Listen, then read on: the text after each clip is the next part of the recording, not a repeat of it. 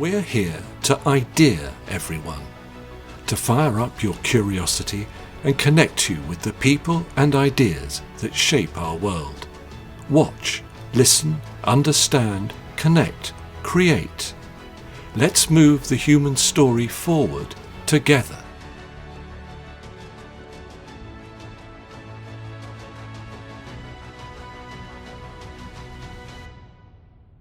Hello and welcome to The Poetry of Science, a podcast which provides insight into new scientific research via the medium of poetry. I'm your host, Dr. Sam Illingworth, and each week I'll be introducing you to some of the latest scientific findings and sharing a selection of science-themed poetry. After all, we could all do with a little bit more poetry in our lives. In this episode, I'll be exploring new research which has found that children near airports may be exposed to dangerous levels of lead.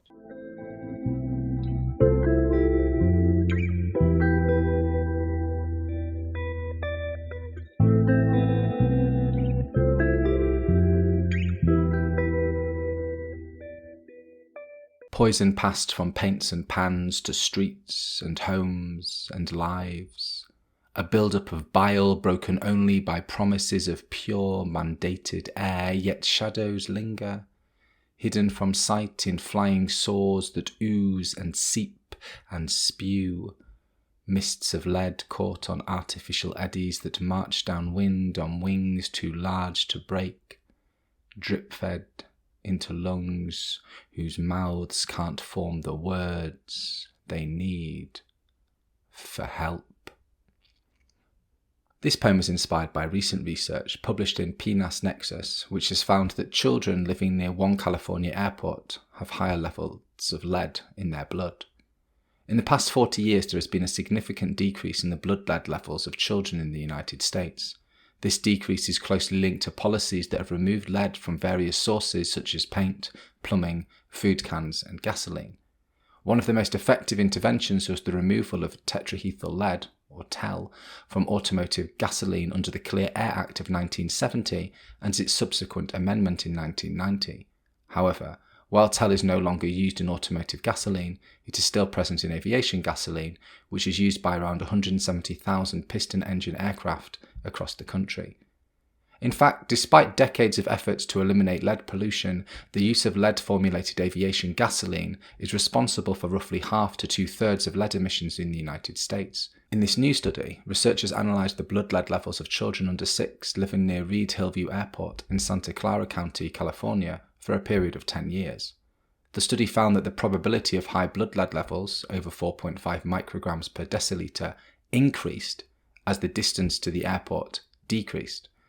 Children living east of the airport who were downwind had higher blood lead levels.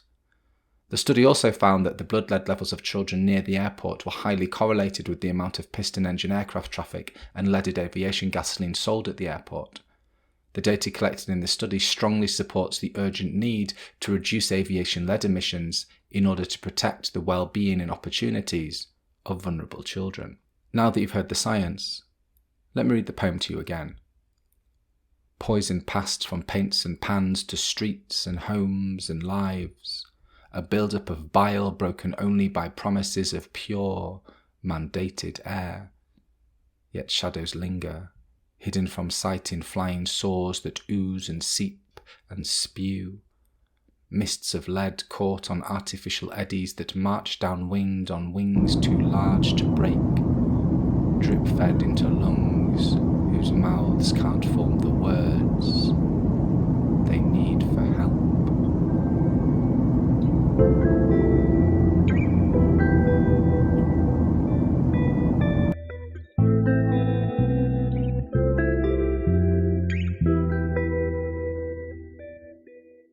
In this section of the podcast, I'd like to share a poem written by another poet on a topic related to the science that has been discussed so far.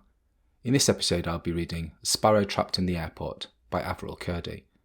Avril Kurdi is an American poet and academic. She earned an MFA at the University of Houston and a PhD at the University of Missouri. Her poems have appeared in many journals including Poetry, the Paris Review, the Kenyon Review and the New England Review. Kurdi has won the Rona Jaffa Foundation Writing Award, a Pushcart Prize, and fellowships from the National Endowment for the Arts and the Illinois Council for the Arts. She is currently a professor in the Department of English at Northwestern University in the United States. Sparrow Trapped in the Airport by Avril Curdy. Never the bark and abalone mass, cracked by storms of a mastering god. Never the god's favoured glamour, never the pelagic messenger bearing orchards in its beak, never allegory, not wisdom or valour or cunning, much less hunger, demanding vigilance, industry, invention, or the instinct to claim some small rise above the plain, and from there to assert the song of another day ending. Lentil brown, uncounted, overlooked in the clamorous public of the flock, so unlikely to be noticed here by arrivals, faces shining with oils of their many miles, where it hops and scratches below the baggage carousel, and lights too high, too bright for any real illumination, looking more like a fumbled punchline than a stowaway whose revelation recalls how lightly we once travelled.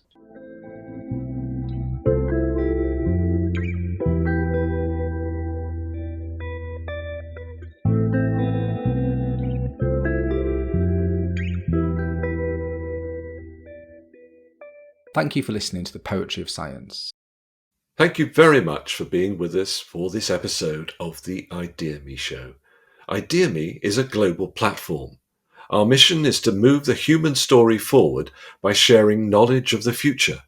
You can find us on all major audio networks at www.radioideaXme.com, on YouTube and Vimeo. Please subscribe.